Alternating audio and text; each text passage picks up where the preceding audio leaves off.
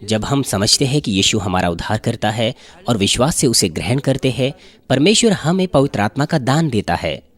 इसलिए यह एक विश्वास है जिसमें हम पवित्र आत्मा प्राप्त करते हैं, और जिस क्षण से हम पवित्र आत्मा प्राप्त करते हैं, हमारे पास परमेश्वर की संतान बनने का विश्वास होता है और स्वर्ग राज्य के नागरिक बनने का। इसलिए मैं कह रहा हूं कि यह उद्धार प्राप्त करने का स्तर है। पहला यूहन्ना 2:12 के अनुसार, जिसके बारे में हमने पिछली बार बात की थी, यह एक बच्चे का विश्वास होता है। जब बच्चा जन्म लेता है तो हम उसका पंजीकरण स्थानीय कार्यालय में करते हैं। इस तरह से हम उस देश के नागरिक बनते हैं।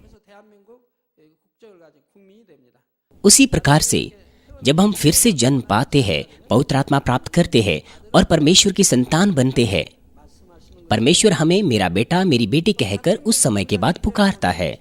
प्रेरितों के काम 19 अध्याय में हम एक प्रश्न देखते हैं जहां पर प्रेरित पौलुस कहता है कि क्या आपने विश्वास करते समय पवित्र आत्मा पाया?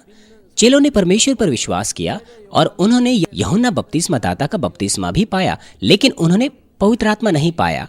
लेकिन जब पौलुस ने यीशु मसीह की गवाही दी और अपना हाथ उन पर रखा तो पवित्र आत्मा उन पर उतरा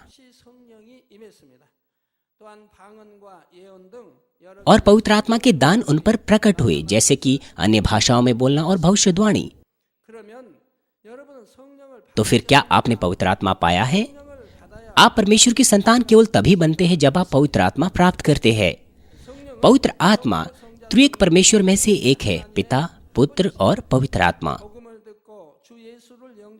परमेश्वर पवित्र आत्मा को उनके हृदयों में भेजता है जिन्होंने सुसमाचार सुना और यीशु मसीह को ग्रहण किया है। पवित्र आत्मा को प्राप्त करने के लिए सबसे पहले आपको सुसमाचार सुनना है, सुसमाचार यीशु मसीह का। रोमियो 10:17 कहता है, विश्वास सुनने के द्वारा और सुनना मसीह के वचनों से होता है। अर्थात हम प्रभु पर केवल तभी विश्वास करते हैं जब हम यह समझते हैं कि यीशु मसीह कौन है और क्यों वो हमारा उद्धार करता है। यद्यपि ये केवल एक ज्ञान के तौर पर विश्वास है, इस स्तर पर आप अच्छे से जानते हैं कि क्यों केवल यीशु मसीह हमारा उद्धार करता है। क्या आप नहीं जानते? आदम के गिर जाने के बाद तमाम मनुष्य जाति मूल पाप के द्वारा उत्पन्न हुई है, और साथ ही साथ संपूर्ण मनुष्य जाति अपने जीवन के दौरान बहुत से पाप करते हैं, दुष्ट का पालन करते हुए, जो पाप का शासक है। तमाम मनुष्य जाति नरक में गिरने के लिए नियुक्त है, क्योंकि वे मूल पाप के द्वारा और स्वयं के किए हुए पापों के द्वारा दबित है। ऐसे बहुत से लोग हैं जिन्हें भले लोग कहा जाता है, लेकिन सत्य की ज्योति में वे भी साफ तौर पर पापी है। जिस प्रकार से एक छोटा सा धूल का कण उज्जवल ज्योति में प्रकट हो जाता है, इसी प्रकार से यहाँ तक कि सबसे गहरी छुपी हुई बुराई भी परमेश्वर के वचन की ज्योति में प्रकट हो जाएगी। जैसे कि रोमियो 3:10 में लिखा है कि कोई धर्मी नहीं, एक भी नहीं, कोई भी पाप रहित नहीं है व्यवस्था की धार्मिकता के अनुसार। रोमियो 6:23 कहता है, क्योंकि पाप की मजदूरी तो मृत्यु है, परंतु परमेश्वर का वरदान हमारे प्रभु यीशु मसीह में अनंत जीवन है। हम मसीह यीशु हमारा प्रभु कहते हैं, और छोटे अक्षरों में हम हमारा प्रभु या केवल प्रभु कहते हैं। लेकिन प्रेरित पौलुस ने इस वाक्यांश का इस्तेमाल बहुत बार किया। उसने अक्सर मसीह यीशु हमारा प्रभु और अब्बा पिता कहा।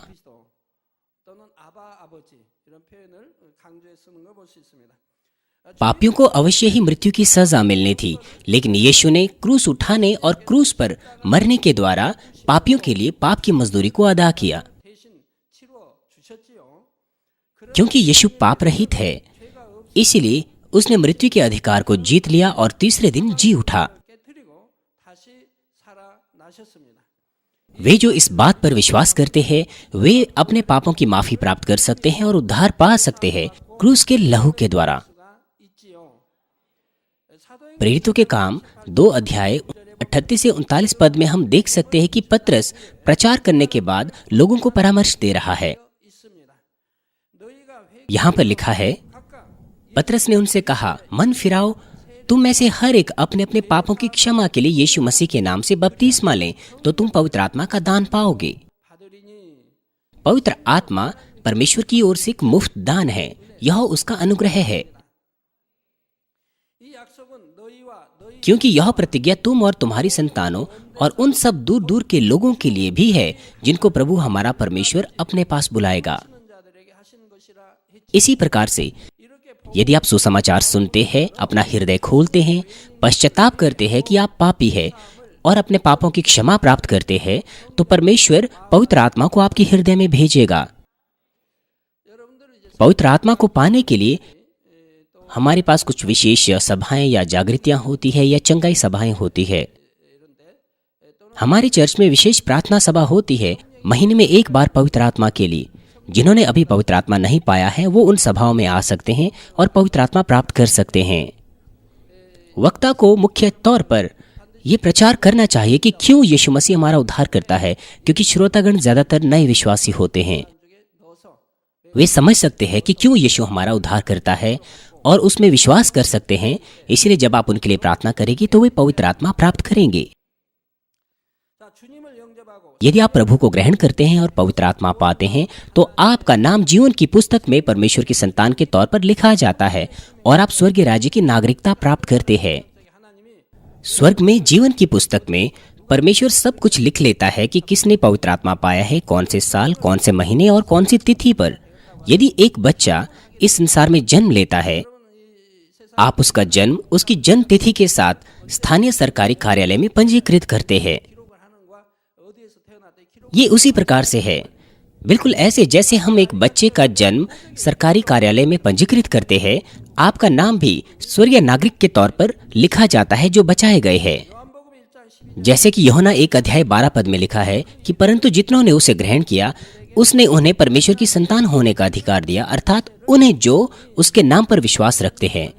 जब आप पवित्र आत्मा पाते हैं, आप परमेश्वर की संतान होने का अधिकार प्राप्त करते हैं।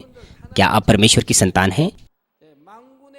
हाँ, आप परमेश्वर की संतान हैं, सेनाओं के परमेश्वर की संतान हैं। आप उसके बेटे और बेटियां हैं। आपके पास अधिकार है पहले विश्वास के स्तर के बाद। और जैसे जैसे आपका विश्वास बढ़ता है, आपका अधिकार और प्रभुता भी महानता से बढ़ती जाती है और आप दुष्ट शत्रु और शैतान पर अधिकार रखने की सामर्थ्य प्राप्त करेंगे। यदि आप 5वें विश्वास के स्तर में जाते हैं, जिसका अर्थ यह है कि यदि आप अपने अंदर संपूर्ण आत्मा को साध लेंगे, आपके पास महान अधिकार होगा। यह बहुत महान है, इसके बारे में मैं आपको बाद में बताऊंगा। आप सर्वशक्तिमान परमेश्वर की संतान हैं, इसलिए यदि आप संपूर्ण आत्मा में आते हैं, आप पिता के सदृश हो जाते हैं। अपने पिता की खोई हुई स्वरूप को प्राप्त कर लिया है, इसलिए आप ऐसा महान अधिकार पाएंगे। आपको परमेश्वर की सामर्थ्य भी दी जाएगी, आपको विख्याति और संपत्ति भी प्राप्त होगी और अधिकार भी प्राप्त होगा।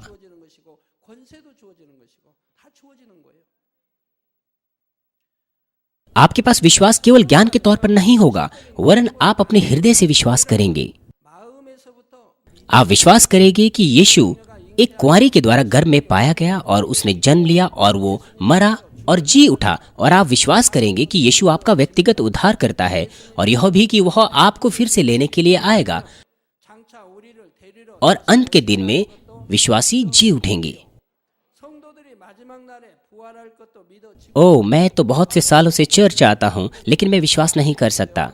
लोग ऐसा कहते हैं क्योंकि वे परमेश्वर के वचनों को अनदेखा करते हैं। वे बाइबल की 66 किताबों पर विश्वास नहीं करते।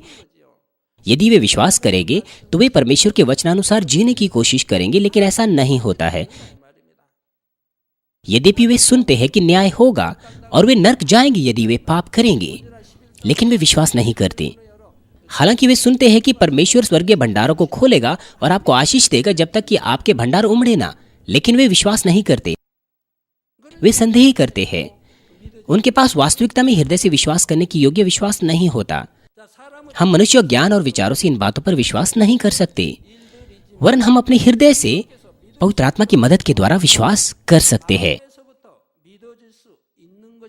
आप में से वे जो पालन करते हैं वे ऐसा विश्वास प्राप्त करेंगे जिसके द्वारा आप वास्तविकता में विश्वास कर पाएंगे। और साथ ही जब आप पालन करते जाते हैं, आपका विश्वास बड़ा और बड़ा होता जाता है और साथ ही आप बहुत से जीवित परमेश्वर के कार्यों को देखते हैं, आप उन्हें अनुभव करते हैं, इसलिए आपका विश्वास महान और महान होता जाता है।